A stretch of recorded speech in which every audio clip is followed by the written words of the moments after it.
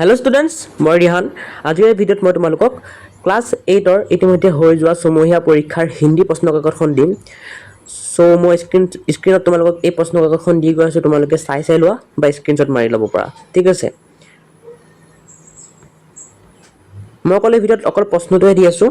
বাকী যদি এই প্ৰশ্নবোৰৰ উত্তৰ লাগে তেন্তে মোক কমেণ্ট কৰা উত্তৰ বুলি। যদি বহুতগাল উত্তৰ বুলি কমেণ্ট আহে তেতিয়া মই বনাম।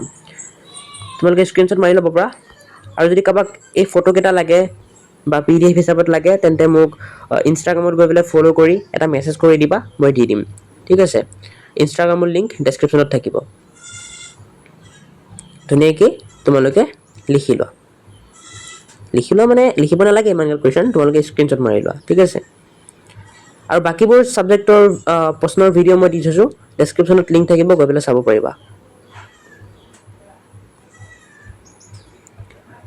একেবাৰে 16 লৈকে তোমালোকৰ প্ৰশ্ন আছিল আৰু এইখিনি তোমালোকৰ ভিডিঅ'টো শেষ হৈ যায়। ঠিক আছে, কাৰণ আৰু প্ৰশ্ন নাই হিন্দীৰ, এইখিনি প্ৰশ্নই আহিছিল। চ' তোমালোকে এটা আইডিয়া পাই যাবা কেনেকৈ তোমালোকে প্ৰশ্নবোৰ কেনেকুৱা আহিব তোমালোকৰ ছমহীয়া পৰীক্ষাত, আৰু এবাৰ কমনো কৰিব পাৰে। ঠিক আছে, একে 100% কমন নপৰে, কিন্তু কমন পৰিব পাৰে। গতিকে সেয়েহে আজিলৈ এইখিনিতে সামৰণি মাৰোঁ। Bye bye.